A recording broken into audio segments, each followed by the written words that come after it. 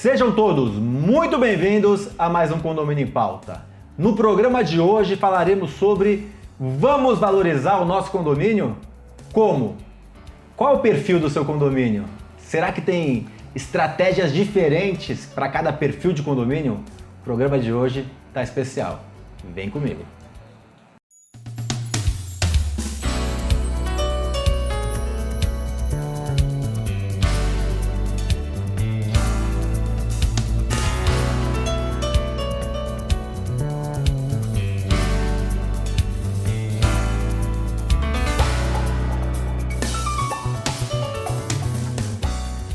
Os nossos convidados de hoje são o síndico profissional aqui na cidade de São Paulo, Marco Aurélio Lopes. Marco, prazer muito grande ter você com a gente. Prazer é meu, Ricardo. É uma honra estar aqui no seu programa.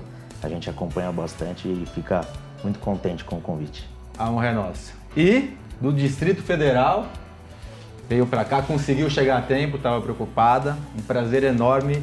Guanaíra Cremonese, uma síndica de muito sucesso, que eu já conheço há muito tempo. Um prazer ter você com a gente. Prazer é meu, Ricardo.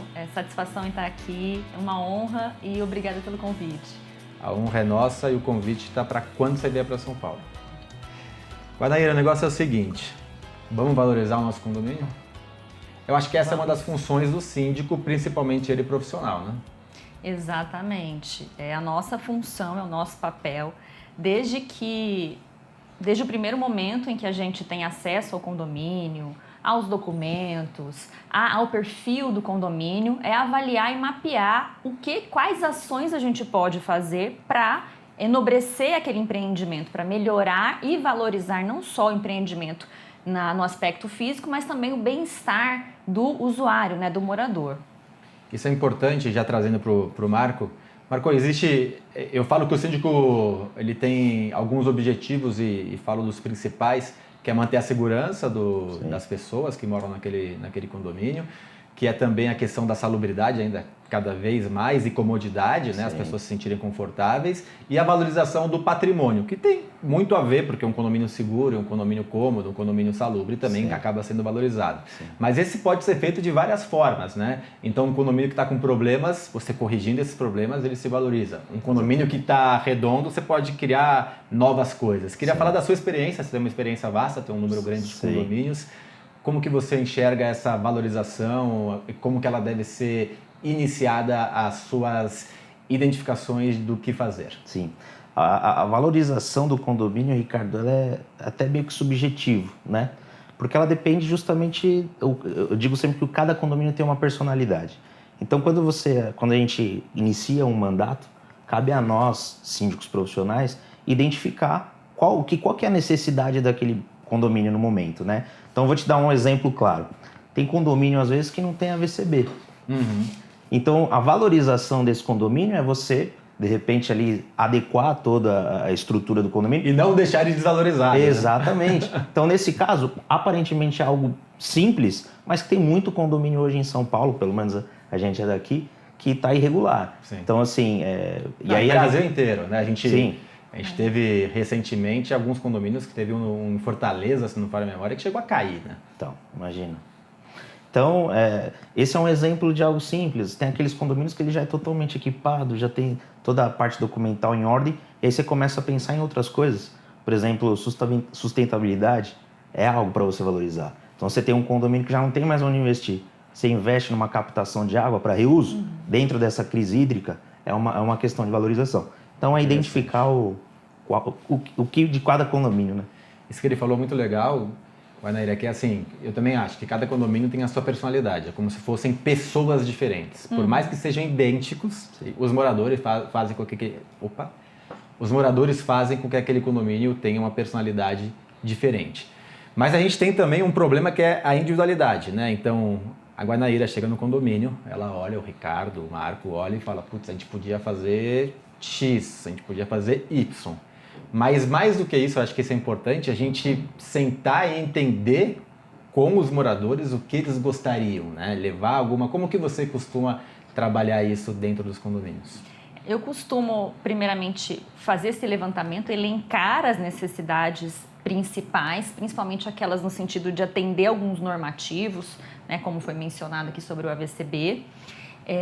Costumo apresentar para os moradores o quão importante é cumprir esses regulamentos, né, para eles compreenderem, e também ouvi-los no sentido de entender o que eles esperam, quais expectativas eles têm em relação a não só o cumprimento dos normativos legais, mas também aquilo que pode trazer um pouco de comodidade para eles, como foi mencionado sobre sustentabilidade, que eu acho excelente, mas às vezes a gente fica um pouco reticente de apresentar novidades enquanto a gente não cumpriu o básico. Sim. Né?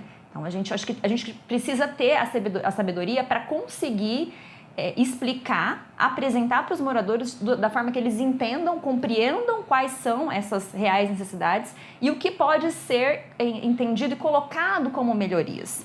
Não, isso que você falou é muito interessante, que é o seguinte, fazendo uma analogia para quem gosta de futebol, não adianta você fazer 10 gols e tomar 12, né? Sim. Então, primeiro você arruma a defesa, sim, você vê a questão estrutural, você vê a questão de segurança, de normas, então acho que isso é muito bem citado, o que foi colocado. E essa análise, né, Marco, eu acho que é uma obrigação do síndico.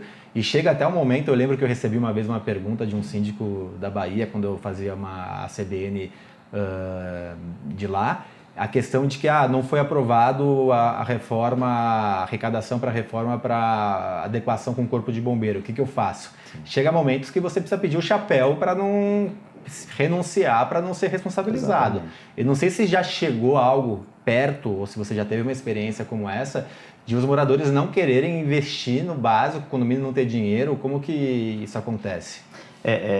Principalmente agora, durante a pandemia, né, todos os síndicos profissionais, a gente precisou trabalhar com o mínimo possível, porque era uma incógnita, né, no começo. A gente não imaginava se essa linha da inadimplência ela ia aumentar demais.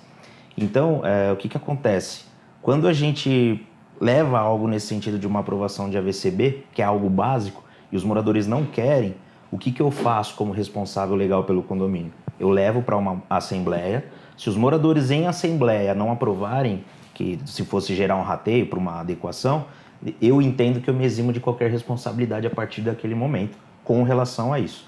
Então, enfim... tem que tomar cuidado que, discordando um pouco, isso obviamente que o juiz lá na frente vai, mas... É difícil, eu no caso, mesmo levando para uma assembleia, eu acho que o caminho, e na época foi a pergunta que me fizeram, não conseguiu convencer, renuncia. Porque você imagina você ser o síndico daquele condomínio, acho que de Fortaleza, que caiu. Sim. Né? Fora a sua consciência, é uma dor de cabeça por causa da vida, né? Pessoas faleceram ali dentro. Sim. A gente teve um recente em Miami, né? Sim. De alto padrão, que também chegou a cair. Então, tomar um pouco de cuidado, mesmo levando para a Assembleia, é uma coisa que eu indico até tirar um pouco...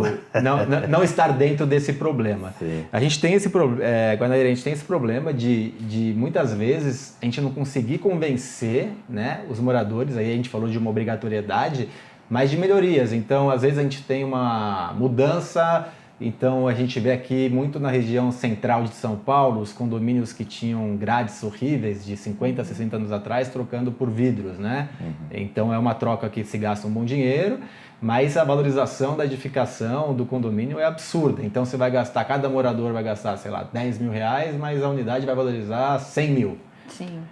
Mas eles têm uma dificuldade, muitas vezes, de entender que aquela arrecadação extra vai ser vantajoso para eles. Qual é a estratégia para conseguir mostrar isso?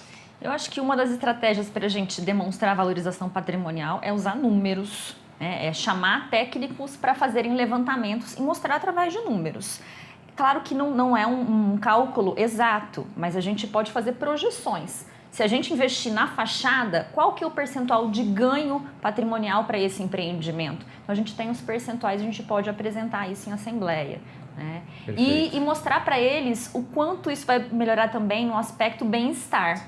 Uma coisa é você chegar no seu condomínio e ver aquelas grades que realmente, visualmente, não são agradáveis. E chega com outro tipo de visão. É outra situação, né? É bem-estar, gente. Existe um país da Europa, agora não me lembro qual, se é Noruega, posso estar errado aqui, que é considerado um dos países que o povo é mais feliz no mundo, e uma das primícias deles é que o ambiente onde você mora tem que ser um ambiente agradável, gostoso, harmônico. Então acho que isso vem totalmente a casar com o que você falou. Tá gostando do nosso programa? Tá gostando do canal? Já curtiu? Já está nos seguindo? Já acionou o sininho? Compartilhe, nos ajude a disseminar informação de qualidade. E também estamos nas principais plataformas nos nossos podcasts. Eu tenho algumas perguntas que eu quero falar com vocês. Eu quero entrar em coisas práticas, né? Eu dei um exemplo prático. Falei de trocar ali a grade por vidro, né? Que fica bem interessante. Vocês falaram de prática, mas ainda na parte da defesa, né? Vocês falaram muito de defesa, de arrumar o nosso meio campo, segurança, AVCB, esse tipo de coisa.